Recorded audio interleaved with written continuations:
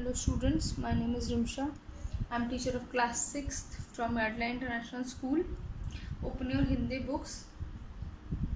हमने अब तक इसके 2 चैप्टर्स पढ़ लिए हैं, ठीक है। फर्स्ट चैप्टर का नाम था पंछी उन्मुक्त गगन के और नेक्स्ट था नीम हकीम खतराए जान। थर्ड चैप्टर है हमारा लिपि का विकास, ठीक है। हम इसके बारे में पढ़ेंगे कि लिपि का विकास कैसे हुआ है, ठीक है। हमारी हिंदी की लिपि आप सभी को शायद पता होगी, आपने अपनी छोटी क्लासेस में पढ़ा होगा। हमारी हिंदी की जो लिपि है वो है देवनागरी, ठीक है। अब लिपि होती क्या है वो सब कुछ हम, और ये लिपि कहाँ से आई, कैसे बनी, वो सब हम इस चैप्टर में के अंदर पढ़ेंगे, ओके। तो देखिए, सुंदर लिखावट भला किसे आकर्षित नहीं करती।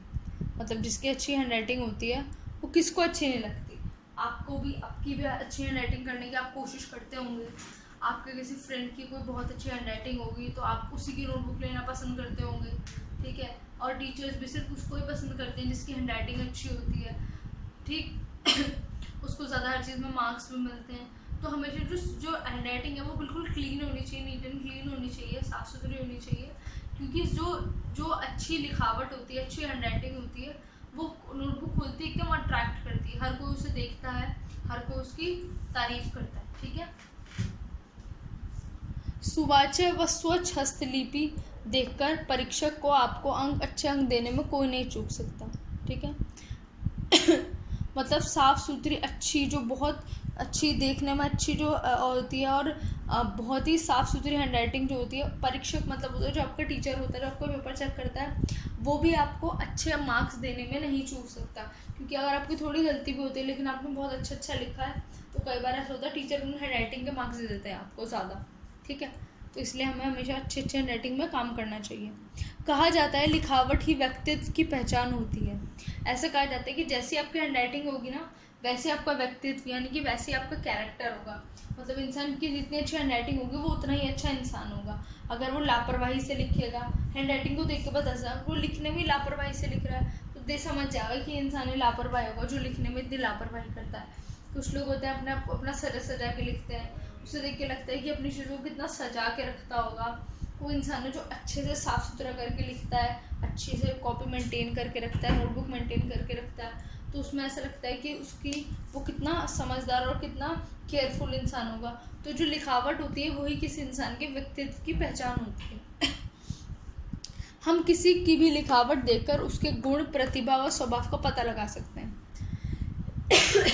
हम किसी की भी हैंडराइटिंग देखकर उसके गुण, उसकी अच्छी चीज़ें, उनकी पॉजिटिव चीज़ें, उसकी प्रतिभा यानी कि उसकी टैलेंट, और स्वभाव का यानी कि उसकी आदत का पता लगा सकते हैं। मतलब जैसे मैंने आपको भी बताया कि जैसे हैंडराइटिंग होगी हम उसको देख के पता लगा लेंगे कि क्या ये इंसान जो है वो कैसा होगा, क्या उसके गुण हैं, क्या उसके अंदर टैलेंट है, या कैसे उसकी आदत है, ठीक। एक छोटा सा बच्चा पढ़ने के साथ वर्णमाला लिखने की कोशिश करता है तो कितनी खुशी होती है। मतलब वो छोटा सा बच्चा है, पढ़ने के साथ साथ अगर जब वो लिखने की भी कोशिश करने लगता है तो कितनी खुशी होती है, कितना अच्छा लगता है कि वो जो है कि पढ़ भी रहा है और बच्चा लिखने की भी कोशिश कर रहा है, ठीक है। आज हम देवनागरी लिपि के साथ साथ अंग्रेज़ी, तमिल, तेलुगु, उर्दू, राजस्थानी, गुजराती, मराठी अनेक भाषाओं को भी बड़ी आसानी से लिखते, बोलते और पढ़ते हैं। मतलब हम देवनागरी लिपि यानी कि हिंदी के अलावा हम अंग्रेज़ी, तमिल, तेलुगु, उर्दू, राजस्थानी, गुजराती, मराठी और भी हैं, कन्नड़ हो गया, या फिर आपकी उड़ीसा की उड़िया हो गई, बहुत सारे अलग तरह की लैंग्वेजेस होती हैं, ठीक है। वो सारी लैंग्वेजेस हम बड़ी आसानी से पढ़ भी लेते हैं, लिख भी लेते हैं, बोल भी लेते हैं। थोड़ा सा हमें सीखने की ज़रूरत होती है, नहीं तो अब तो आजकल लोग बहुत अलग तरह की टेक्नोलॉजीज़ यूज़ कर लेते हैं ट्रांसलेशन करने के लिए, गूगल ट्रांसलेट यूज़ कर लेते हैं। तो अलग चीज़ें जो हैं, अलग तरह की जो लैंग्वेजेस हैं, हम आराम से बोल भी लेते हैं, पढ़ भी लेते हैं और लिख भी लेते हैं, ठीक है। हज़ारों पुस्तकें विभिन्न भाषाओं में प्रकाशित होती हैं। जो भी हमारी बुक्स होती हैं वो हमेशा बहुत सारे लैंग्वेजेस में होती हैं। इवन हमारी जो मूवीज़ भी होती हैं वो भी 2-3 लैंग्वेजेस में रिलीज़ होती हैं, क्योंकि हर तरह की लैंग्वेज पढ़ने और बोलने वाले लोग होते हैं। लोग अपनी जो पर्सनल लैंग्वेज होती है, उनकी जो मातृभाषा होती है, वो ज़्यादातर उसी में ही पढ़ना या लिखना और बोलना प्रेफर करते हैं। जैसे हम चाहे कितनी भी इंग्लिश सीख लें, हम कितना भी दूसरी को लैंग्वेज सीख लें, लेकिन हम बोलते क्या है, हिंदी ही बोलते हैं, क्योंकि वो हमें कंफर्टेबल लगती है, वो हमें समझ आती है, हम घरों में आपस में उसी लैंग्वेज में बात करते हैं, ठीक है।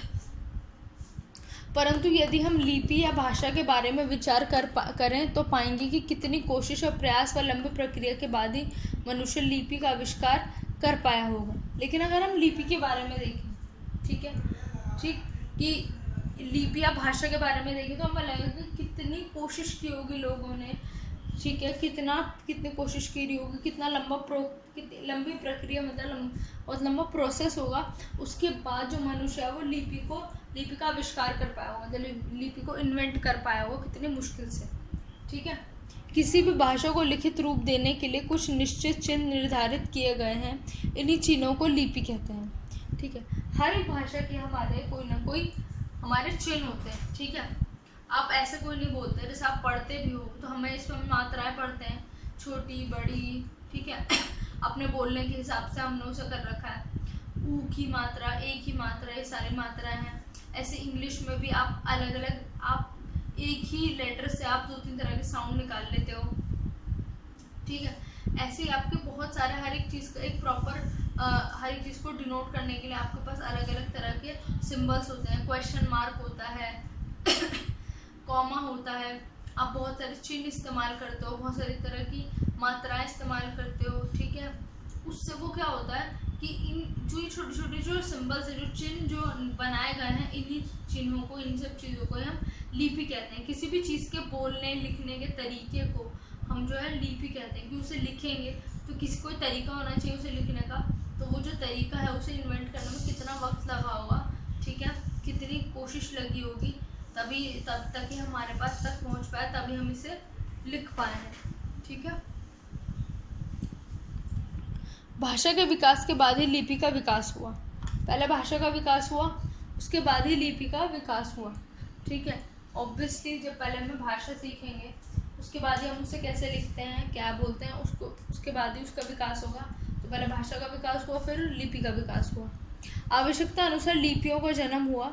भारत में नहीं बल्कि विश्व के दूसरे देशों में भी लिपियों के जन्म की विभिन्न मान्यताएं आज भी प्रचलित हैं, ठीक है। जैसे जैसे ज़रूरत होती गई वैसे वैसे लिपियों का जन्म होता गया, वैसे वैसे उनका आविष्कार होता गया।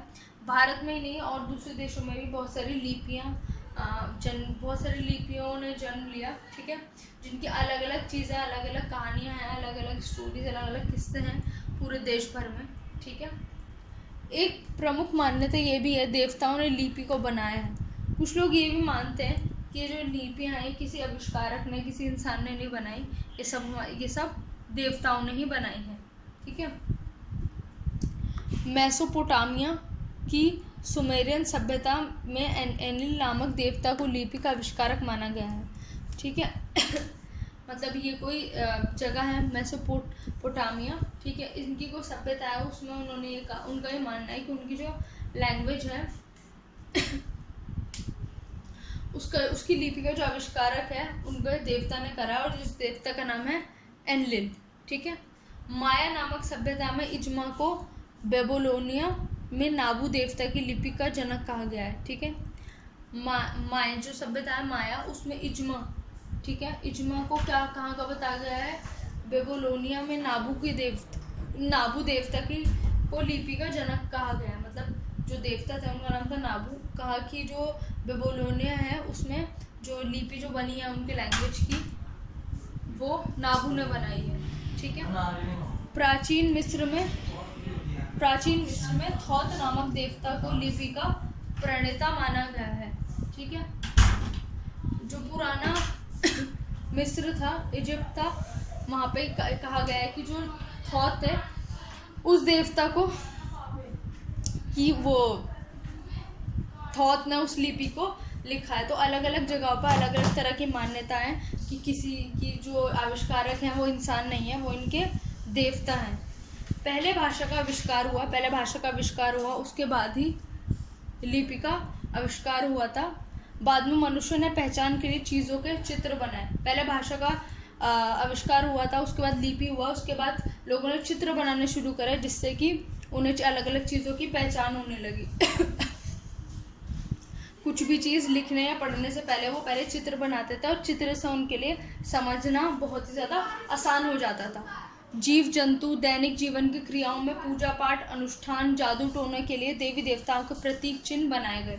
मतलब अलग अलग चीज़ों के लिए अलग अलग चित्र बनाए गए, किसी जीव के चित्र, पूजा पाठ के चित्र, देवी देवताओं के चित्र बनाए गए, जिससे उनकी नॉर्मल ज़िंदगी, जो उनके रोज़ के जो जीवन था उसमें वो उस चीज़ों को इस्तेमाल करते थे, और उन्हीं चीज़ों को देवी देवताओं के चित्र बना के उन्हें पूजा करते थे।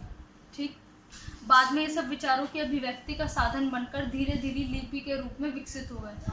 धीरे धीरे क्या हो गए, अभिव्यक्ति का साधन यानी कि रोज़ की ज़िंदगी का साधन बन गए, और धीरे धीरे इन्हें ही लिपि बना दिया गया। ठीक, यहाँ से मैं नेक्स्ट क्लास में पढ़ेंगे। ठीक है, आई होप यहाँ तक आपको समझ आ गया होगा। ठीक है, आगे हम नेक्स्ट क्लास में कंटिन्यू करेंगे।